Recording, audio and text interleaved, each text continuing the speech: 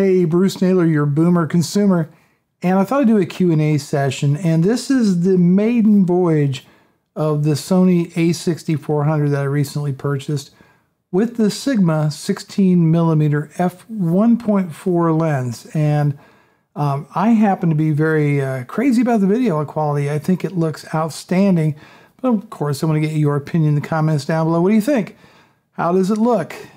Like the bokeh? We're actually going to talk about bokeh in just a minute, but let's get into these questions. And the first one comes from a review I did of the Lenovo Tab M10. The question comes from Lyndon Griarte. If I butcher your name, I do apologize. He says, nice review. Why would you choose this tablet over the Amazon Fire HD10? Well, I would choose it if I didn't want to be part of the Amazon ecosystem, and I really didn't want to go through all the hassle of setting up the Fire 10 to work with Google services, etc. That is why I would choose the Lenovo M10, because it gives you much more Android feel to it than what the Amazon Fire tablet does. Also, and I learned this in hindsight, at least in my case, when you go to sell, gift the Amazon Fire 10 HD, and I'm sure it's the 8-inch version as well, it's a big problem because Amazon marries those tablets to your Amazon account, and even though you go through all the steps, at least we did, to disassociate that tablet with Amazon, it still remains. And we got a hold of Amazon technical support. They're not sure what's going on. They want us to send the tablet back to them. I don't know if anybody else would have that issue or not, but in our case, selling, gifting that tablet doesn't seem to work out. It just causes all kinds of problems for the new buyer. They may not even be able to log in and use the tablet. At least that's the experience that we're having. And my stepson bought it, and he's very handy with Android and Linux and couldn't make it work. And as far as we know, it's totally disassociated with my account, but apparently not. Amazon marries those tablets to your Amazon account. So maybe, just maybe, that would be another reason to purchase a more stock Android type of tablet as one that is geared to sell merchandise on Amazon. But overall, the Fire HD10 has a much better screen, a much brighter screen, and more pixels per inch on that screen, better sound. So there you have it. The next question I have comes from I think it's pronounced dinotcharter.net, something like that. Anyhow, it's about the video I did on the AX700, and he writes, I'm going to read this off the screen here. I just got the Sony FDR AX700. It works fine for recording with the internal mic, okay? However, when you attach an external mic, and I tried both a Rode and a Sony ECM CG60, there is a pretty noticeable hum buzz in the background. At first, I'm using this with an AC adapter, then I changed the battery, it fixed it. But when I tested again with the battery, the hum is still there. Anyone know how I can fix this?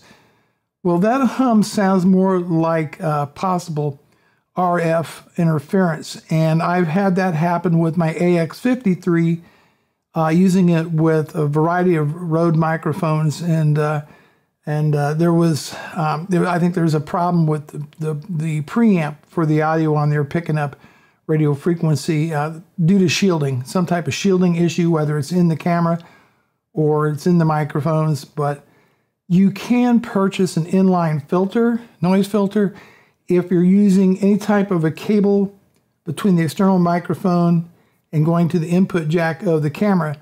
Now, I'm not sure about the Sony ECM, if that's the kind that plugs directly into the multi-interface shoe and doesn't require a cable. Then is something in the jack, perhaps, the external jack itself, that's causing some type of RF interference. Here's my best advice. You can try maybe moving various electronic devices away from the camera when you're recording. And sometimes cell phones will cause that kind of noise.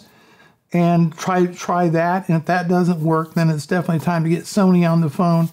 That's a fairly new camera, so perhaps they can repair it under warranty or replace it. So never had that problem with my AX100. Sometimes with the AX53, especially if I have my cell phone anywhere near that camera. So it's either a shielding problem in the cables, but it is some type of RF interference, probably, more than likely going on. Doubt that it's AC, but if it would be that hum, that 60 hertz hum, you can get a inline filter for that plugs in between the wall outlet and the power supply and keep using it on AC. Hopefully that answers that question. Okay, the next question comes from Built Diesel Mafia, and this is a video we did a while back about the AX53 versus the Panasonic G9. The question is, would you choose one of these over the RX10 Mark IV? It depends on what I'm going to use the camera for. We're really talking about three distinct different types of camera. AX53 is a camcorder, a consumer camcorder. The Panasonic G9 is a mirrorless Micro Four Thirds camera with interchangeable lenses, and the RX100 Mark IV is a compact point and shoot. All three have their use cases. If I was just strictly doing vlogging, for example, and I'm walking around with that selfie stick, I'd probably go for the RX100 Mark IV.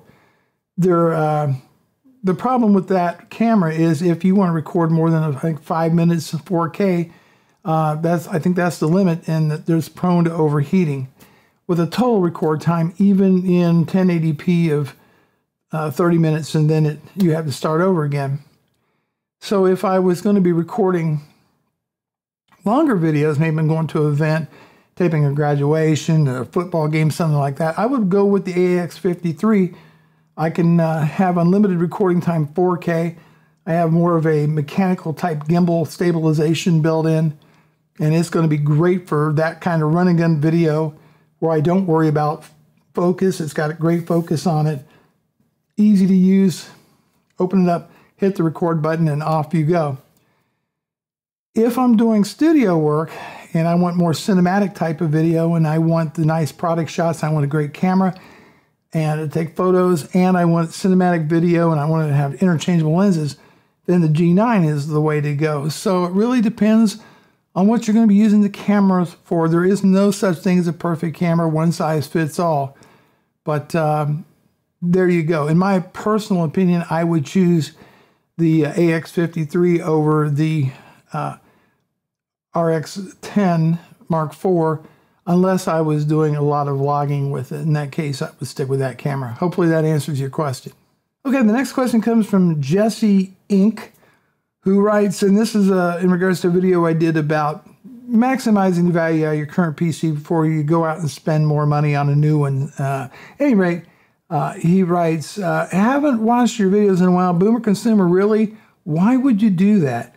But in all seriousness, this video is on point. So I think Jesse was kind of kidding around with me on that. Maybe I haven't addressed the Boomer Consumer thing enough, but here it is in a nutshell. My channel is devoted to tech, and especially tech that gives you the most bang for your buck. Not necessarily the cheapest, but gives you that most bang for the buck. That's what we try to look at. As a baby boomer, and that's what I am, and I know, okay, boomer, we have been around since the beginning of the PC revolution, all the way from MS-DOS. We've seen all the promises made by manufacturers over many years of false advertising, products that simply didn't work, companies that had vaporware that literally took your money and vanished. We've seen it all. And so I look at things with a very, I won't say jaded, but with, yeah, right kind of lens. Prove it. And that's the whole idea. To find reputable products that don't cost a fortune but offers real value for the money through the lens of somebody that's already saying, okay, what's the gotcha? What's wrong with this thing? What is the marketing and the advertising not telling you? And I'm using that experience and hopefully conveying that in these videos. So that's why the Boomer Consumer. I'm I'm a consumer on tech. I love technology. I like sharing videos about technology with you. That's why. Okay, the next question comes in regards to a video I did about the Lenovo Chromebook C330, and it comes from Wheelbarrow Hockey 8. Hopefully I got that right. It says, I've been thinking about buying the Lenovo C330 for a few months, I guess, and by getting it for $209 and selling his 2017 MacBook Air. Should I do it and save $400 or $500? It doesn't seem like they're too much different. Okay. I'm not sure where the $400 to $500, what you've got in mind, is coming from. Here's the thing. Unless you're going to do something very Apple specific, like Final Cut Pro or Logic or something like that, and the MacBook Air is really underpowered for that sort of thing anyway, you'd probably be better off with the Chromebook. Save your money. People love Chromebooks. They do most of what everybody needs to do with a computer, right? Whether it's entertainment, reading the news. You can get Microsoft Office for the Chromebook, so you can be productive with them. There's, of course, built in the Google Sheets and Google Docs and all that. So unless there's a specific reason why you need to be running Mac OS, and then again, for a very specific application that only runs on Mac OS, save your money, get the Chromebook. You'll probably be happier with the money in your bank account rather than donating it to Cupertino. Hopefully that answers your question. Okay, and a while back I did a video. It turned out to be somewhat popular called Ignore the DSLR Hype. And now you people are going, but Bruce, you're a camcorder guy, and now you're using a Sony a6400, blah, blah, blah. We'll get into that in just a minute. But the question is from your tech guy who says any camcorder under $1,000 that can produce awesome bokeh. And that's what I mostly care about now. All right. No. No soup for you. Look, here's the deal. Camcorders, consumer camcorders, even prosumer, generally have a smaller sensor and they don't have fast lenses with them, relatively speaking. And it really takes that combination in order to get that nice bokeh that you're talking about. Camcorders are designed to shoot video, get everything in focus, and run and gun. That's what they're designed to do. Now, they do make things called cinema cameras, which are kind of like a camcorder on steroids. And they have a lot of buttons and features, but they also have interchangeable lenses. And they're used to shoot movies and that kind of thing.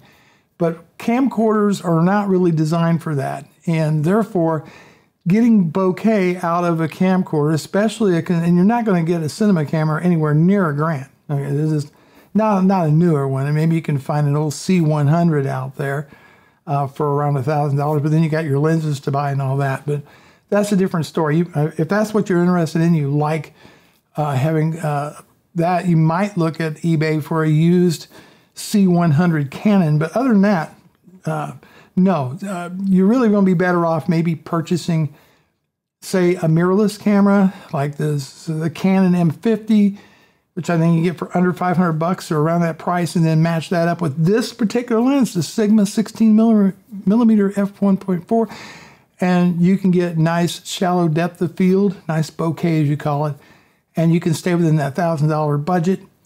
And then, of course, Sony has their A5100, and I think the A6000. You should be able to get into one of those with the lens for around $1,000 as well. So hopefully that answers your question, and that's going to wrap up this Q&A session today. Hopefully you enjoy this kind of thing, and don't be afraid to send me your questions. I'll answer them as accurately and honestly as possible. Bruce Naylor, your Boomer Consumer. Thanks so much for watching, and I'll see you in the next video.